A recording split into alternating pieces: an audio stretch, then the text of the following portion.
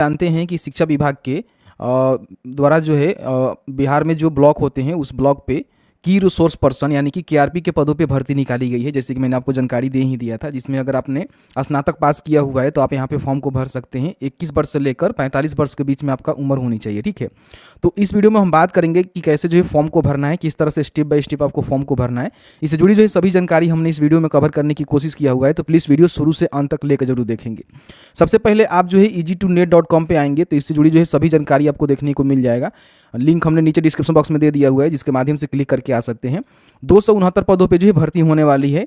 कई सारे ब्लॉक ऐसे हैं ना कि जहाँ पे ऑलरेडी जो है केआरपी के पदों पे काम लोग कर रहे हैं, तो उस ब्लॉक में आप भर्ती नहीं हो सकते हैं। हालांकि कौन से जगह पे कितनी भर्ती है इसकी जानकारी हम आपको आगे बताएंगे। और बाकी आपका एप्लीकेशन फॉर्म जो है 23 फरवरी से ही शुरू हुआ है। जैसे कि आप सभी जानते हैं कि ओटीपी ना आने के चलते इतना जो है लेट फॉर्म हम फिल कर आपको दिखा रहे हैं कि किस तरह से फॉर्म फिल करना है, क्योंकि ओटीपी का जो प्रॉब्लम है उसको सॉर्ट आउट कर दिया गया है। आप जो है देख सकते हैं कि 24 से फॉर्म स्टार्ट हुआ है और 8 मार्च 2024 तक ले जो है फॉर्म को भर सकते हैं, कोई भी दिक्कत नहीं है। एप्लीकेशन फ़ी किसी प्रकार की कोई भी एप्लीकेशन फ़ी आपको नहीं देना है और एज 41 से लेकर 45 वर्ष के बीच में होनी चाहिए। और आपको जो है 10,000 रुपया पर मंथ सैलरी मिलेगा, यानी कि पर डे का 500 रुपया 20 दिन आपको काम करना होता है, ठीक है। और सिलेक्शन प्रोसेस के रिगार्डिंग भी यहाँ पे जानकारी दे दी है, आप चाहें तो पढ़ सकते हैं। सबसे पहले इनका जो डिटेल्स नोटिफिकेशन है उसको क्लिक करके आप डाउनलोड करके चेकआउट कर लेना, ठीक है। आपको अच्छा जानकारी मिलेगा। फिर यहाँ पे ऑनलाइन अप्लाई करने का जो लिंक है इस पर आपको क्लिक करना है। अब जैसे ही क्लिक करेंगे तो आपके सामने जो है कुछ इस तरह से इंटरफेस आएगा, जहाँ पे इनका जो डिटेल्स नोटिफिकेशन है उसको आप डाउनलोड करके रीड आउट कर सकते हैं। साथ ही साथ यहाँ से जो है फॉर्म को अप्लाई कर सकते हैं। तो फॉर्म को अप्लाई करने के लिए आपको इस पर क्लिक करना है। अब यहाँ पे क्लिक करने के बाद क्या होगा कि सबसे पहले जो है अपना जो भी जानकारी है उसको डालकर आपको रजिस्ट्रेशन करना होगा। यहाँ पे देखिए केआरपी का ही आपको ऑप्शन मिलेगा, इसका सिलेक्शन कर लेना है। उसके बाद पूछ रहा है कि आपके पास लिटरेसी का एक्सपीरियंस है, तो आप यहाँ पे यस करेंगे। मान लीजिए अगर आपके पास किसी प्रकार की लिटरेसी का एक्सपीरियंस है, अनुभव है, तो आप यहाँ पे अपना जानकारी दे सकते हैं कि कितने साल का अनुभव है। इस पे क्या होगा कि एक वर्ष पे 5 अंक आपको मिलेगा एक्स्ट्रा, ठीक है। जैसे कि आपका जब मेरिट बनेगा ना उस समय ये ज़्यादा काम लगेगा। तो अगर आपके पास किसी प्रकार की लिटरेसी का एक्सपीरियंस है तो आप यहाँ पे यस करके डाल सकते हैं। नहीं है कोई दिक्कत नहीं है, नो कर देंगे, कोई भी दिक्कत नहीं है, फॉर्म को भर सकते हैं, ठीक है। तो बेसिकली मैं यहाँ पे नो कर देता हूँ। यहाँ पे एप्लीकेंट का जो नेम है, उनके फादर का नेम है, डेट ऑफ बर्थ है, ये सभी जानकारी जो है मैट्रिक का जो सर्टिफिकेट है ना उस पर जो भी दिया है ना उसके हिसाब से आपको भरना है, ठीक है।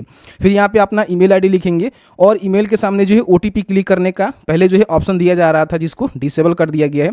अब ओटीपी मेल पे मंगाने की आवश्यकता नहीं है। अपना मोबाइल नंबर डालिए और गेट ओटीपी मोबाइल नंबर के बटन पर क्लिक करिए। आपके मोबाइल नंबर पे ओटीपी सेंड हो जाता है, आप ओटीपी को डालेंगे, वेरीफाई कर लेंगे। इस तरह से आपका जो मोबाइल नंबर है यहाँ पे वेरीफाई हो जाएगा। फिर यहाँ पे अपना जो है डोमिसाइल स्टेट बताना है कि आप बिहार से हैं तो बिहार ही सिलेक्ट करेंगे।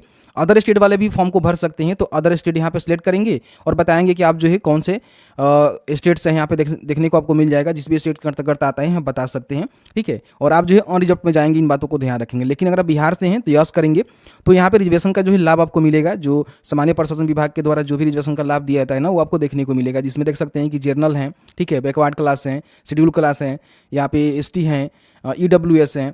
कोई भी आप पर्सन है ना तो फॉर्म को भर सकते हैं। इन बातों का ध्यान रखेंगे कि आप यहाँ पे नोटिफिकेशन को रीड आउट करेंगे तो इसमें जो है सभी जानकारी बताया गया है कि आवेदक उस जिले का स्थायी निवासी होनी चाहिए जिस जिले के लिए आवेदन वो कर रहा है, ठीक है। तो ध्यान रखिएगा आप उसी जिले के हैं तो उसी जिले में आवेदन आपको करना है। और साथ ही साथ यहाँ पे आएंगे ना तो इनका जो भर्ती की जानकारी है यहाँ पे दी गई है, ठीक है, कि कौन से जिले में और कौन से जो कैटेगरी है उसमें कितना भर्ती है, ठीक है। देख सकते हैं कि हम पटना की बात करें तो कुल पदों की संख्या 23 है, जिसमें से 12 पदों पे ही भर्ती होगा क्योंकि पहले से कुछ लोग काम कर रहे हैं।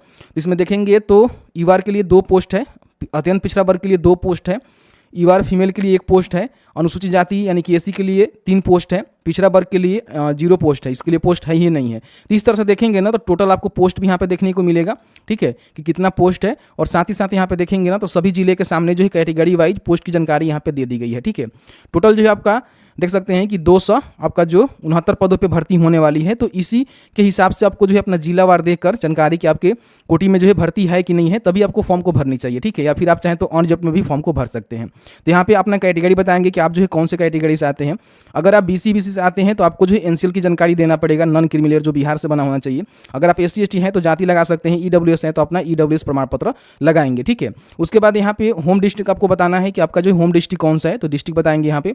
फिर अगर आप फिजिकली हैंडीकेप्ड है तो यहाँ पे बता सकते हैं कि किस प्रकार के हैंडीकेप्ड है। फिर यहाँ पे जेंडर मेल फीमेल दोनों जो है फॉर्म को भर सकते हैं। उसके बाद आपके आधार कार्ड कार्ड पे नेम क्या है वो यहाँ पे लिखना है, और आधार पे ईयर बर्थ क्या है, मतलब कि केवल आपको ईयर डालना है तो यहाँ पे डालना है, और उसके बाद आधार नंबर को आपको इंटर करना है और वैलिडेट आधार फ्रॉम सर्वर के बटन पर क्लिक करना है। तो इस तरह से आपका जो आधार है ना यहाँ पे वेरीफाइड हो जाएगा। अब यहाँ पे कैप्चा को फिल करना है, यहाँ पे एग्री वाले जो सेक्शन दिया गया है इसको टिक करना है और रजिस्टर के बटन पर क्लिक करना है। तो इस तरह से आपका जो रजिस्ट्रेशन यहाँ पे सक्सेसफुल कंप्लीट हो जाएगा और आपको जो यूजर आईडी यहाँ पे मिल जाएगा। पासवर्ड सेट करने के लिए आप यहाँ पे click here to set password के बटन पर क्लिक करेंगे। यहाँ पे अपना जो है न्यू पासवर्ड डालना है, जो भी पासवर्ड आप रखना चाहते हैं। जैसे कि मान लीजिए आपका नाम है राम, ठीक है, तो राम में आर बड़ा रखेंगे, बाकी छोटा में लिखेंगे और ये डायरेक्ट लगाकर 1 2 3 4 इस तरह से कम जो है 8 कैरेक्टर का होना चाहिए।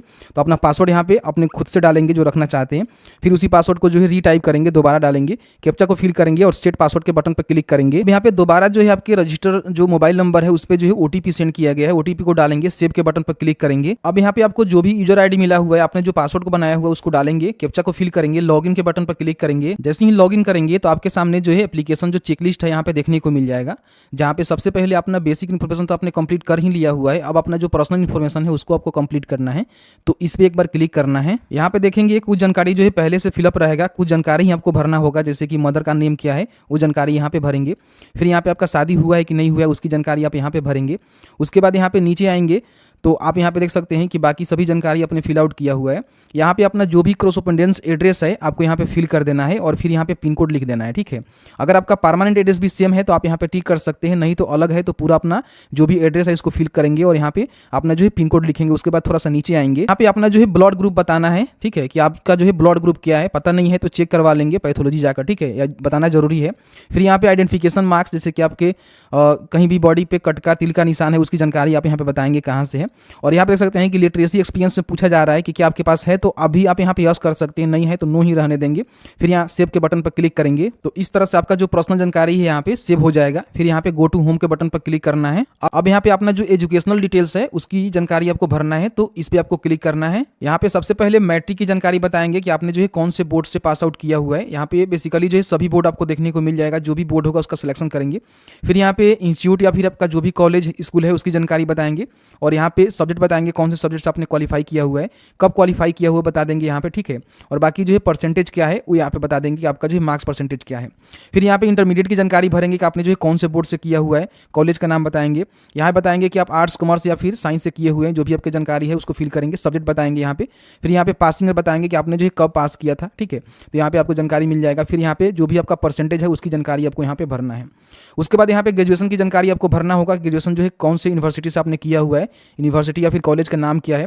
फिर यहाँ पे देख सकते हैं कि graduate in any other stream का बटन मिलेगा, इसको ही सिलेक्ट करना है। फिर यहाँ पे सब्जेक्ट बतानी है कौन कौन से सब्जेक्ट है। उसके बाद पासिंग ईयर बताना है कि आप जो है कब पास आउट हुए हैं। उसके बाद जो भी आपका परसेंटेज है वो आपको यहाँ पे बतानी है। फिर यहाँ पे अगर आपके पास पोस्ट ग्रेजुएशन है तो इस पर आपको प्रीफरेंस मिलेगा, यानी कि अंक मिल सकता है, तो यहाँ पे उसकी भी जानकारी बता देंगे कहाँ से पास आउट किया हुआ है।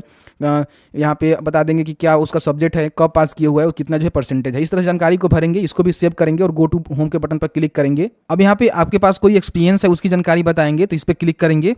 तो यहाँ पे ऑर्गेनाइजेशन का नेम बताएंगे कि आपने जो है कहाँ काम किया हुआ है, कौन से पद पे काम किया हुआ है, कब से लेकर जो है कब तक काम किया हुआ है और नेचर क्या था जॉब का। और ऑर्गेनाइजेशन का टाइप बताएंगे कि गवर्नमेंट था या फिर रजिस्टर्ड नॉन गवर्नमेंट इंस्टीट्यूट था, ठीक है, तो उसकी जानकारी बताएंगे। और भी कोई एक्सपीरियंस आपके पास है उसको ऐड करना चाहते हैं तो आप यहाँ पे ऐड कर सकते हैं और इसको सेव करेंगे, गो टू होम के बटन पर क्लिक करेंगे। उसके बाद यहाँ पे अपना फोटो और सिग्नेचर अपलोड करना है। तो यहाँ पे सबसे पहले फोटो का जो साइज रहना चाहिए 50 KB से ही कम होना चाहिए, 200x230 इसका डायमेंशन होना चाहिए। तो यहाँ पे चूज फाइल के बटन पर क्लिक करेंगे और जहाँ भी आपने फोटो रखा हुआ है ना वहाँ से इसको सिलेक्ट कर लेंगे, ठीक है। 50 KB से कम ही आपका होना चाहिए। देखिए अगर 50 KB ज़्यादा होगा तो राइट क्लिक करेंगे, ठीक है। और यहाँ पे देख सकते हैं कि आपको वेफिन विथ मिलेगा, तो इसमें पेंट में जाएंगे, ठीक है। और यहाँ से इसका जो भी पिक्सल है उसको कम कर लेंगे थोड़ा सा, तो आपका जो है कम का हो जाएगा, ठीक है। हम 4.5 कर देते हैं और फिर इसको हम सेव कर लेते हैं और यहाँ पे अपलोड करके आपको दिखाते हैं। अब यहाँ पे अपलोड हो जाएगा, ठीक है। अपडेट फोटो के बटन पर क्लिक करेंगे तो आपका जो फोटो है यहाँ पे अपलोड हो जाएगा। उसके बाद यहाँ पे सिग्नेचर भी आपको अपलोड करना है जो कि 20 KB से कम होनी चाहिए, ठीक है। तो सिग्नेचर भी चलिए हम फटाफट यहाँ से इस तरह से अपलोड कर लेते हैं। चूज फाइल के बटन पर क्लिक करेंगे और जहाँ भी आपका सिग्नेचर है उसका सिलेक्शन करेंगे और बोला गया है कि signature should be in English, English में सिग्नेचर होनी चाहिए। इसको भी यहाँ से अपडेट कर देंगे, ठीक है। तो मैं फटाफट यहाँ पे अपडेट कर देता हूँ और उसके बाद गो टू होम के बटन पर क्लिक करेंगे। अब यहाँ पे आपको जो डॉक्यूमेंट अपलोड करना है तो इस पर आपको क्लिक करना है। कि यहाँ पे डॉक्यूमेंट अपलोड करने से पहले डॉक्यूमेंट किस तरह से स्कैन करना है उसकी जानकारी समझ लीजिए। आपका जो डॉक्यूमेंट होनी चाहिए 400 KB से कम होनी चाहिए, ब्लैक एंड व्हाइट में स्कैन करेंगे, ठीक है। और ये जो है PDF में अपलोड करेंगे, क्योंकि यहाँ पे PDF में ही आपको अपलोड करना है। तो सबसे पहले मैट्रिक का जो सर्टिफिकेट है वो आपको अपलोड करना है। फिर यहाँ पे मैट्रिक का जो मार्कशीट है उसको आपको अपलोड करना है, ठीक है। उसके बाद यहाँ पे सर्टिफिकेट नंबर भी आपको लिखना होगा, ध्यान रखिएगा। उसके बाद इंटरमीडिएट का जो है सर्टिफिकेट और मार्कशीट यहाँ पे अपलोड करना है। फिर यहाँ पे ग्रेजुएशन का सर्टिफिकेट और ग्रेजुएशन का जो है मार्कशीट यहाँ पे अपलोड करना है। उसके बाद अपना जो भी पोस्ट ग्रेजुएशन सर्टिफिकेट है उसको भी आप यहाँ पे अपलोड करेंगे और उसका मार्कशीट भी यहाँ पे अपलोड करेंगे, ठीक है। बाकी यहाँ पे अगर आप SC ST हैं तो अपना कास्ट सर्टिफिकेट, और BC हैं तो नॉन क्रिमिनल अपलोड करेंगे, और EWS है तो अपना जो है EWS सर्टिफिकेट यहाँ पे अपलोड करेंगे। और यहाँ पे बिहार से हैं तो रेसिडेंटल सर्टिफिकेट भी आपको देना होगा। तो सभी डॉक्यूमेंट को यहाँ पे अपलोड करेंगे और उसका सर्टिफिकेट नंबर जो कि आपको देखने को मिलता है सर्टिफिकेट पे, उसकी जानकारी को भरेंगे और सेव के बटन पर क्लिक करेंगे। तो इस तरह से आपका जो डॉक्यूमेंट है ना अपलोड हो जाएगा। अब यहाँ पे क्लोज के बटन पर क्लिक करना है। जो भी डॉक्यूमेंट आपने अपलोड किया हुआ है उसको यहाँ से व्यू भी कर लेंगे कि आपने सही डॉक्यूमेंट अपलोड किया हुआ है कि नहीं। सभी चीज़ सही होने के बाद अब जो है फॉर्म को फाइनलाइजेशन करना है, तो इस पर आपको क्लिक करना है। अब यहाँ पे आपको जो है एग्री करना होगा, और एग्री करने के बाद यहाँ पे देख सकते हैं कि फाइनल सबमिट करने से पहले आप अपने एप्लीकेशन का जो प्रीव्यू है जरूर चेक कर लीजिएगा। उसके बाद लास्ट में फाइनल सबमिट के बटन पर क्लिक करके आपके नंबर पे एक OTP जाएगा, OTP डालेंगे और यहाँ पे इसको फाइनल सबमिट कर देंगे, ठीक है। ध्यान रखेंगे कि यहाँ पे अगर आपके पास अनुभव नहीं है तो उसकी जानकारी आप छोड़ सकते हैं, ये देना यहाँ पे मैंडेटरी नहीं है। जैसे कि हमने स्किप कर दिया हुआ है, फिर भी यहाँ पे फाइनलाइज के लिए यहाँ पे ये चला जा रहा है, कोई भी दिक्कत नहीं है। तो इस तरह से जो फॉर्म को भरना है, मैंने स्टेप बाय स्टेप आपको जानकारी बता दिया हुआ है। फॉर्म को भरने के बाद जो भी प्रिंट आउट निकलेगा उसको प्रिंट करके अपने पास सुरक्षित रख लेंगे।